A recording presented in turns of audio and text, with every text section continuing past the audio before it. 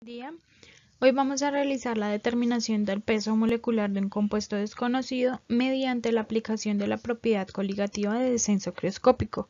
Esto sabiendo únicamente que el factor de Van Hoff de nuestro soluto es igual a 2. Nuestro grupo está conformado por Samantha Jiménez, Lina Díaz y quien les habla, Laura Sánchez. Vamos a adentrarnos entonces en el concepto de propiedad coligativa. Estas propiedades son únicas de las soluciones y van a depender de la concentración del soluto, ya que son independientes de la naturaleza química del mismo. ¿Cuáles son entonces estas propiedades? Estas propiedades son descenso crioscópico, aumento ebullioscópico, descenso en la presión de vapor y presión osmótica. ¿Cuál es el concepto entonces de descenso crioscópico? Como su nombre lo indica, es la disminución del punto de congelación. La temperatura de congelación de la solución, como en esta gráfica lo vemos, va a ser más baja que la temperatura de congelación del solvente como tal. La congelación se produce cuando la presión de vapor del líquido va a igualar a la presión de vapor del sólido. Para explicar más esta propiedad tenemos dos fórmulas, las cuales son delta TF es igual a una constante crioscópica que va a ser dependiendo del disolvente que utilicemos por la molalidad de la solución. También otra forma de ver esta misma ecuación es delta TF igual a la temperatura del solvente puro menos la temperatura de la solución. Algunas aplicaciones de esta propiedad a nivel industrial son determinación de la actividad del soluto en solución, determinación del grado de disociación de un solvente, formulación y fabricación de mezclas frigoríficas y anticongelantes y la que mostramos en este video, que es la determinación del peso molecular de compuestos. Para este experimento vamos a realizarlo con diferentes materiales, los cuales son agua destilada, tubo transparente o crióscopo, balanza, hielo, termómetro, recipiente adiabático que puede ser una nevera de icopor, el soluto desconocido y la sal. El procedimiento a seguir es primero para la determinación del punto de congelación del agua. Vamos a tomar entonces 10 mililitros de agua destilada y la vamos a agregar al crióscopo. Luego de esto vamos a tapar el tubo teniendo en cuenta que su tapa debe tener un termómetro y agitador. Vamos a añadir en el recipiente adiabático capas de hielo y sal y vamos a introducir nuestro crióscopo al recipiente adiabático. Luego vamos a iniciar una agitación constante teniendo en cuenta que vamos a activar el cronómetro para registrar los datos durante 10 minutos cada 30 segundos. El procedimiento a seguir es la determinación del punto de congelación de la solución. Para esto vamos a preparar una solución de 3 gramos de compuesto en 150 mililitros de agua. Vamos a tomar una alícuota de esta solución de 10 mililitros y vamos a añadirlo en nuestro crióscopo. Vamos a tapar nuestro crióscopo teniendo en cuenta que debe tener un termómetro y agitador. Luego de esto vamos a añadir capas de hielo y sal al recipiente adiabático y vamos a introducir el crióscopo dentro del recipiente.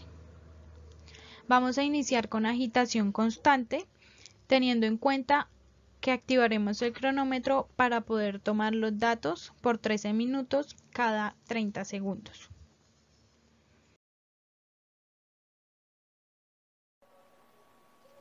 Tenemos un soluto y no sabemos qué es. Por lo tanto, utilizaremos la propiedad coligativa del descenso crioscópico para determinar su peso molecular y así poder determinar cuál es. Esto lo realizaremos por medio de una disolución. Para el siguiente experimento vamos a utilizar un recipiente adiabático para que no intercambie el calor con el exterior, el cual llenaremos con varias capas de hielo y sal. Como vemos aquí ya tenemos una parte de hielo y sal. Y el procedimiento es el siguiente: ponemos bastante hielo, bastante sal y otra capa de hielo. Iniciamos el experimento con el disolvente puro, es decir, vamos a determinar el descenso crioscópico, en este caso del agua, que es lo que vamos a utilizar como disolvente. Ubicamos más o menos 10 mililitros en nuestro crióscopo y lo introducimos en nuestro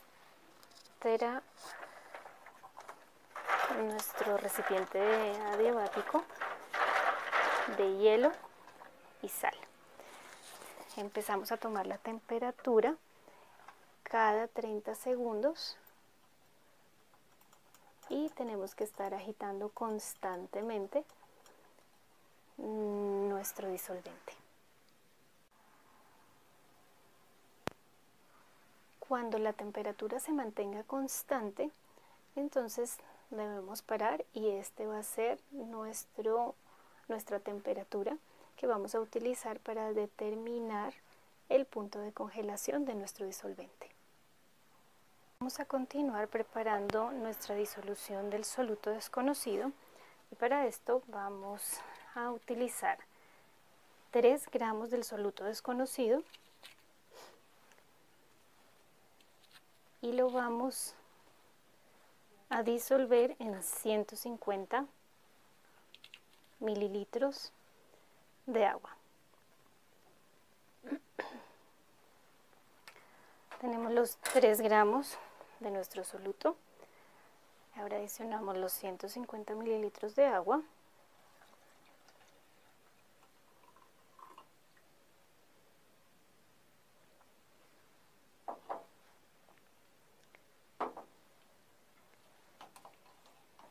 Y mezclamos muy bien nuestra disolución para que esta quede homogénea. Tomamos 10 mililitros de nuestra solución preparada y procedemos a determinar el descenso crioscópico de nuestra disolución. Hacemos el mismo procedimiento que se realizó para la determinación del descenso crioscópico del agua. Entonces, ingresamos nuestro crióscopo a nuestra bath con hielo y sal y empezamos a determinar la temperatura de esta solución cada 30 segundos hasta que esta temperatura esté constante y así poder determinar la temperatura a la cual desciende crioscópicamente esta disolución. Luego, con unos cálculos, vamos a determinar cuál es el peso molecular de nuestro soluto desconocido. Los resultados recolectados de esta práctica los vemos en esta tabla. Tenemos las del disolvente puro y las de la solución, donde podemos ver un sobreenfriamiento. Los cálculos realizados para la determinación del peso molecular se ven en esta imagen. Utilizamos entonces la ecuación que dice delta T es igual a la temperatura del solvente puro menos la temperatura de la solución, donde nos da un resultado de 1 teniendo en cuenta que la temperatura constante para el solvente puro fue 0,0 y para la solución fue menos 1. Del despeje matemático de la ecuación delta T igual a I por la constante crioscópica por la molalidad del mismo, nos queda que la molalidad es igual al delta T sobre I, que sería nuestro coeficiente de Van Hoff, por la constante crioscópica. Haciendo este reemplazo de los datos, tenemos una molalidad de 0,269 moles sobre kilogramo de disolvente, los cuales vamos a multiplicar por 0,15 kilogramos, ya que utilizamos 150 mililitros de agua para la solución. Esto nos da un total de 0,04035 moles, los cuales nos servirán para determinar el peso molecular de este compuesto. Vamos entonces a dividir los 3 gramos que utilizamos para la disolución, a dividirlos en estos moles, por lo cual nos va a dar un resultado de 74.35 gramos por cada mol. Teniendo en cuenta nuestro resultado, al hacer una búsqueda de compuestos con peso molecular cercano a 74, encontramos que el sodio nitrato y el cianuro de calcio tienen 85 y 92 gramos sobre mol. Teniendo en cuenta esto y al revisar sus propiedades físicas, nos damos cuenta que podemos descartarlos, teniendo en cuenta que el sodio nitrato y el cianuro de calcio son compuestos cristales incoloros o blancos.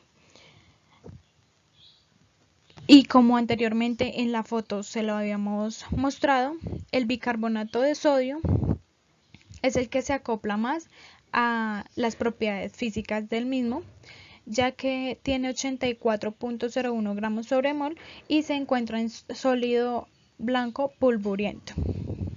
Haciendo entonces el porcentaje de error, nos da un error del 11.5%.